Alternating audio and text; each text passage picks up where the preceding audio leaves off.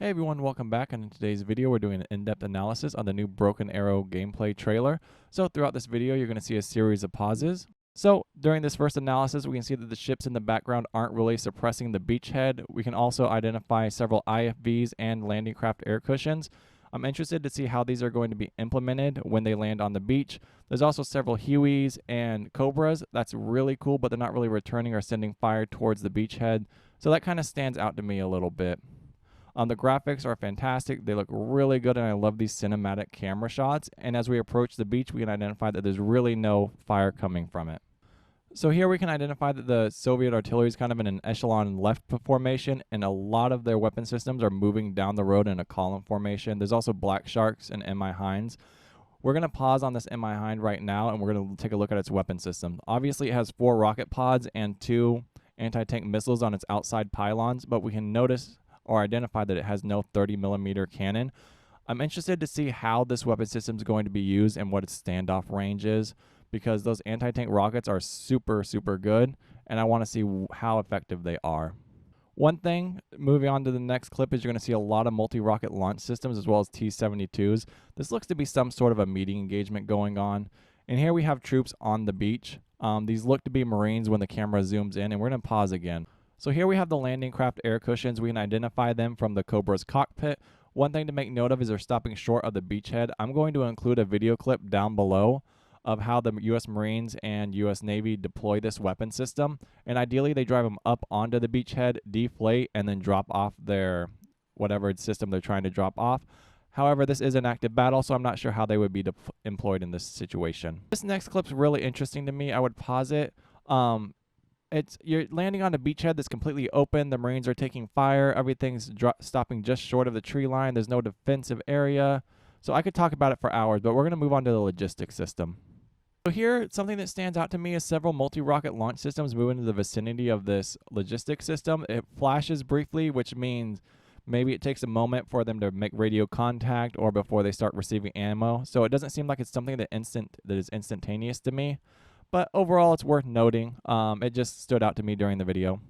We have a UAV it's going to pause on for quite some time. As you can see, there's no Hellfires on the wings or any other sort of weapon systems.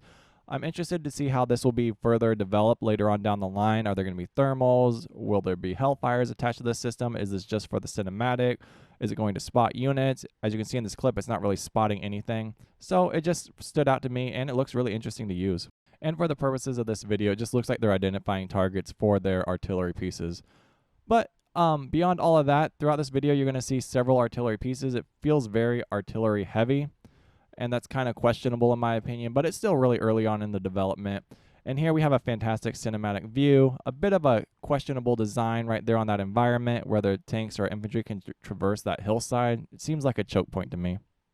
This next clip, there's a lot to digest and identify. As you can see, there's several artillery pieces, but all those blue units in a column formation on the road are a bit concerning to me.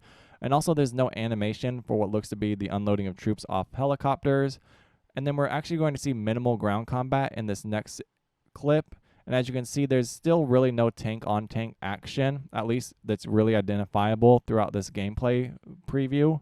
So it's something I'm kind of worried about at this moment in time. But we're going to dive into something really important next.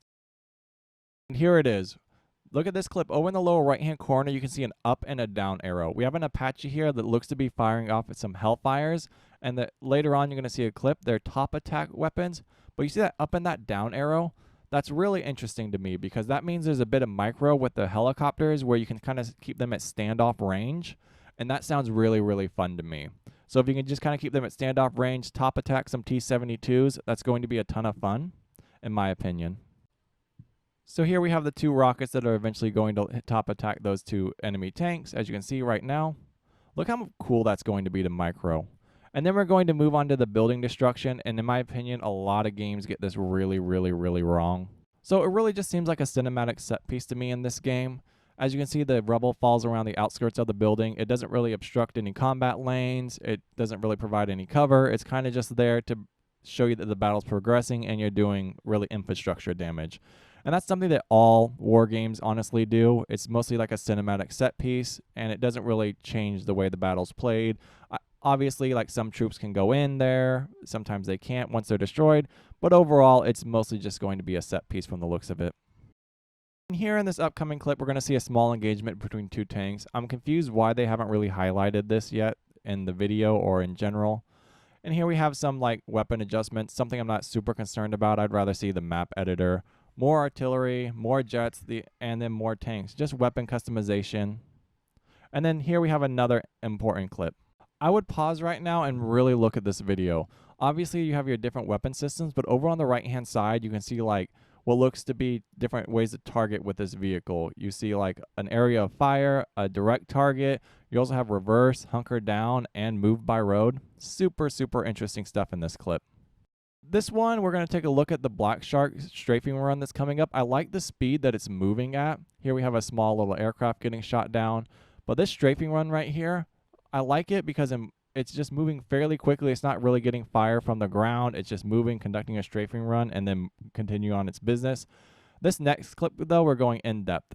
And here's why. It does look like there's different types of ammunition that can be fired from artillery pieces or tanks. As you can see in the background by that building, there's a massive smoke cloud. Throughout this video, you didn't really identify any usage of this, like there is mostly just artillery batteries, but here it does look like there is some defensive or offensive weaponry that can be used. So, worth noting. In this upcoming clip, we're going to see several air-to-air engagements as well as ground attacks. I thought it was worth noting that they were identified as Su-35s, Su-34s. It's just something that stood out to me throughout the clip.